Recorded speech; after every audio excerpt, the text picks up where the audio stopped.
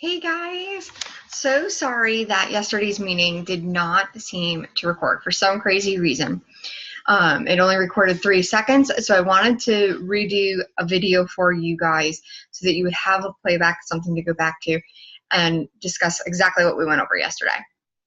So basically, what I really went over and know to be true that in order for you guys to go into DIQ, to go on target for your car, to move up in the business in any sort of the matter, you really need to start planning it.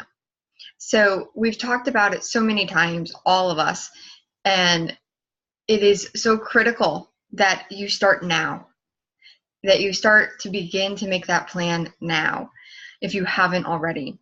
The first thing that I make sure that I do every year at the end of December, or if I'm running for any kind of big goal, is that I make a vision board. And that vision board has not only my Mary Kay vision for the year or 6 months, it also has my vision for the family. And I have my husband and my daughter and my other 2 children add something to it that they want to do or be part of, or a goal that they have. So this current vision board that I just finished making about 2 weeks ago, right before the beginning of the month, I asked like each of my kids, what do you want to put on that vision board? And it was interesting to listen to them as well as create my own vision board for myself, where I want to finish the seminar year. So for you, where do you want to finish for the seminar year? Are you aiming to be a director and say Equinox car driver? Are you aiming to hit directorship by June 30th? Is your goal to hit directorship by DIQ, meaning by March 1? And red jacket on target car this month or February. Make sure that your plan is on that board. Now, those of you that are in this group, your goal is either DIQ for February 1 or March 1, and then for directorship in either 30, 60, and or 90 days after that. So your plan should not be past that, but make sure that your vision is for the next 6 months. And like I said, make sure that it incorporates everything. Put the pictures of the director's suit on there. Put the trip, because if you're running for directorship, man, you better be running for that trip. So earn the trip, put the pictures up everywhere. And don't just have one vision board. Like I was discussing this yesterday, like I have vision boards like all over my house, my main goals. So I have one massive vision board, and then I have goals throughout my house. So my bathroom mirror has it. And Gail was sharing yesterday as well, like her bathroom mirrors are covered and plastered in her goals for the next few months. That's where they need to be. Make sure that for the car, when I was going through the qualifications for my car, and now running my units running for Equinox, is that we have that picture everywhere. Like my kids are kind of sick of looking at the car. So it has to be everywhere that you're seeing it. Mine is on my bathroom wall. It's in my dining room because that's where my vision board is. It's like I have to walk by it 100 times a day so that I can't get away from where I am envisioning my future in Mary Kay and in life. I also have a picture of it on the wall, or not on the wall, on my steering wheel. And then I used to carry it also on my visor. And on the back of my cell phone, I would print out a picture when I was running for cruise my very first time. I put it on the back of my phone, so because I keep my phone upside down all the time, so I don't see all the alerts and pop-ups. So I was constantly staring at that car. Plast it everywhere, guys, your goal. Make it so that it becomes obnoxious that you're staring at it, because the more obnoxious that it becomes, the quicker you're going to get rid of it. It's like our bracelets. They're not meant to be there to be cute and like fashion function here. They're meant to keep reminding you of what your goal is. And that's what your vision board is. It's just a big reminder. and then have fun with it. So if you have like children or nieces or nephews that you're incorporating into that vision board, not only like put their goals on there, but let them be creative on it too. So my kids, like I gave them glitter and glue and markers and like let them have crazy fun with it. And Lucy sparkled it from one end to the other. And Ricky drew random things and Charlotte doodled all over it. But they had fun making it. And that's the whole point of it, is that they help make it, they help have fun with it. And that's what you need to do with that vision. So, chocolate in it. So the other part of it is that if you're incorporating other people's goals, make sure that it's in one section of it. Okay, so that you can see everything. And whatever your goal is too, if you do have a family, I suggest like you should incorporate them into that goal. So when you hit that goal, so when you hit your car, when you hit red jacket or DIQ, or you complete your directorship, what small prize are they going to get with you? And the more that you bring them into that goal, the more fun that goal becomes, because not only are they tracking it with you and have something to participate with, they're cheering you on and helping you stay motivated. So when we earned our car last time, the big thing, like I had pictures of tents and the campsite and everything. My kids wanted to go camping, and I was like, okay, when we earn the car, when we requal for the car, when we're in requalification, then we will all go on a like 3-day family vacation camping. So my kids tracked it like that was their job, honestly. They tracked it every time I came home from a party, every time my unit did a survey, everything was tracked, and they did the tracking. I'd pick them up, they'd do the marks, everything. They were involved in that goal. So there was no way I could not deliver on that goal. And they were so excited when we went. So incorporating those around us, your spouse, your boyfriend, your mom, whoever is so influential in your life, it is huge that you incorporate them into that goal and have fun with it. Now, the other part is that you need to be tracking. So make sure that your tracking posters are near your vision poster and that you have something that you're tracking off of. So if you're for the trip, you should have the tracking sheet already printed. For DIQ, you should have that printed. It doesn't have to be printed and on your wall if you're not in DIQ like the team one, but you should know exactly where you stand. Have one for your surveys. Print out something. Put a piece of paper on the wall and put surveys to be held and how many your goal is for this month and how many your goal is for February. And then write the person's name every time you hit it and every time you complete one. Bring them with you to a party and have them sign off on it so that they are signing a document saying they are going to hold this survey for you. And then you have that. It's like a mind over matter thing. When people sign things, it's in concrete. They have something that they now did, so now they have to deliver. And I find it fun to do something like that. So you want to make sure that your tracking sheets are there and everywhere, so that you know your numbers. But also don't get paralyzed from knowing your numbers, because that can happen as well. Have your tracking sheet, update it, move on, go back to work. The other big thing, and the main thing I would say right at this moment, is make sure that your schedule is concrete. Look at your calendar. If you haven't done a weekly plan sheet yet, make one and make it as an outline. It's your general week for like the next 4 weeks. This is what it's going to be. And then things might have to change depending on the week. That's fine. Life happens. But make sure that you have an outline for your 3 hours of booking or 4 hours of booking. You don't have to do it all in one shot, but have it scheduled in there and stick with it.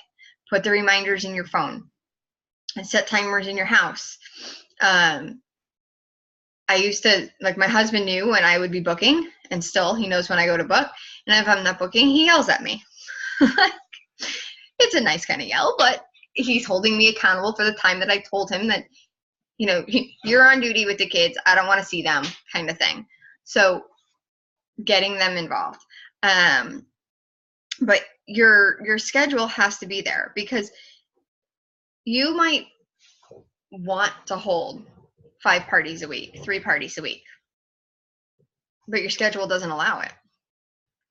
Or your schedule could show that you have all this time in the world and you could hold a 10-party week every week, but you're not willing to hold that. So make sure what you're willing to do and what your schedule allows for you to do match. Figure out what you need to do. Basically, you guys all need to be doing at least 3 parties a week.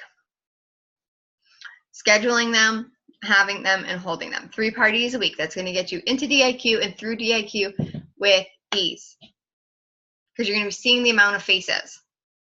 Bring guests with you to GNO.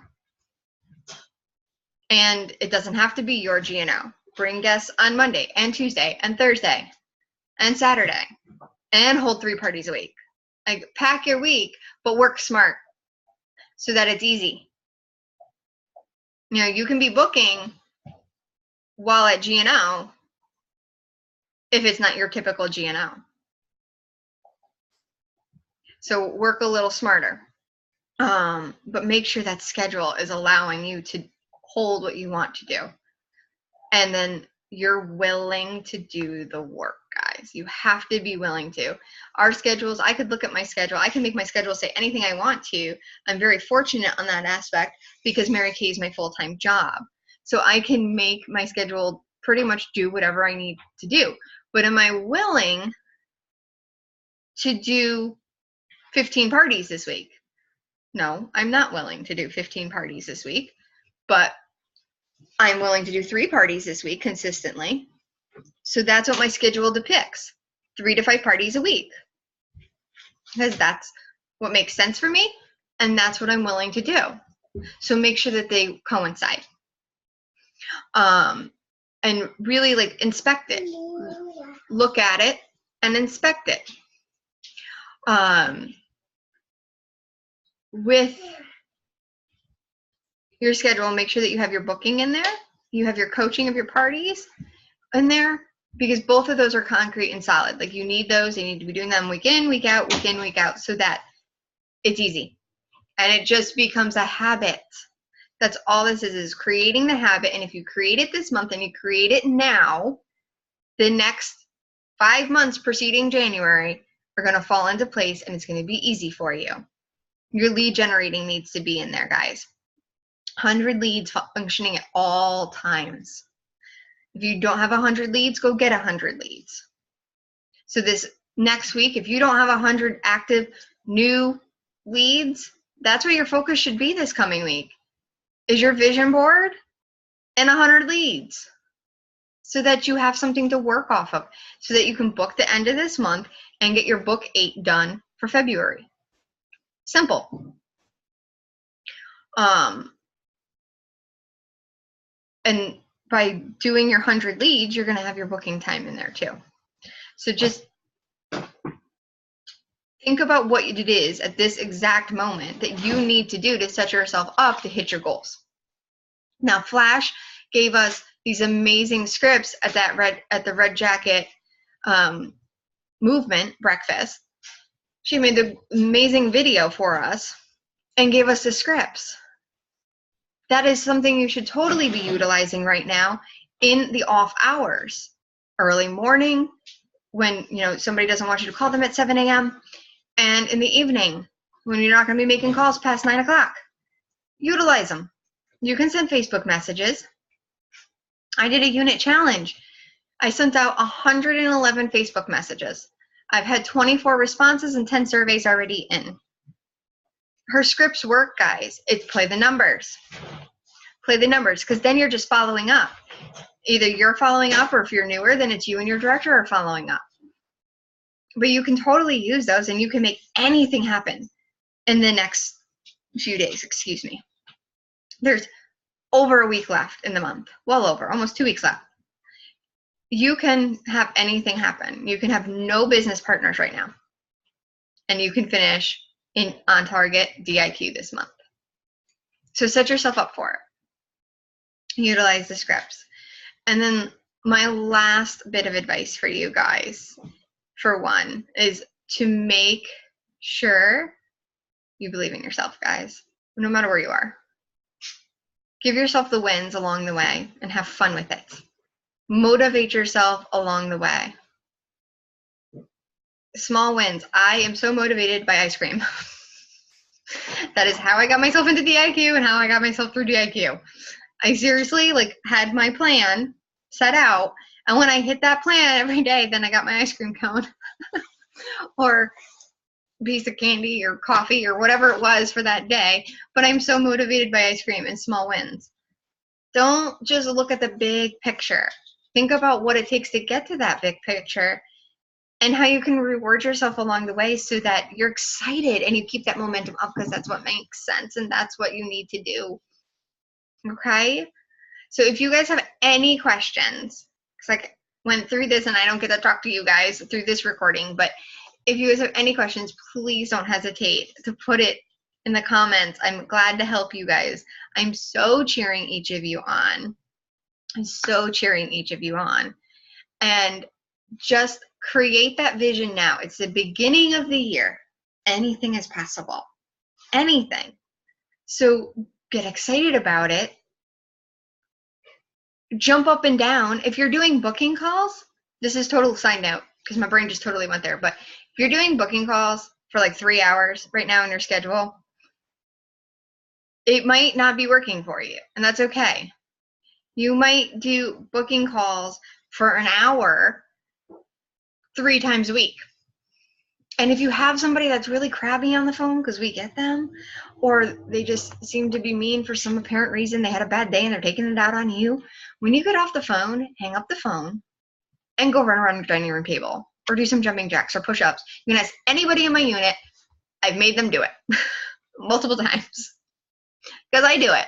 If I have a really bad cranky call, or I've had 15 calls I've made and nobody's picked up the phone, and I'm I can feel my motivation going away, you got to bring up your energy level. So go do something. Walk your dog. Go on a walk for a couple minutes. Run around the table. Do some jumping jacks. Something. Get your adrenaline pumping and then get back on the phone. Because people can sense it on the other side of that phone. And it's a lot easier and a lot more fun when you're not trying to fake it. When that smile is genuine in the place that it's supposed to be and not being forced upon your face. That was a total random side note. I'm sorry. But I thought it was important for y'all. So have fun. Good luck. And believe in yourself. Have a good day.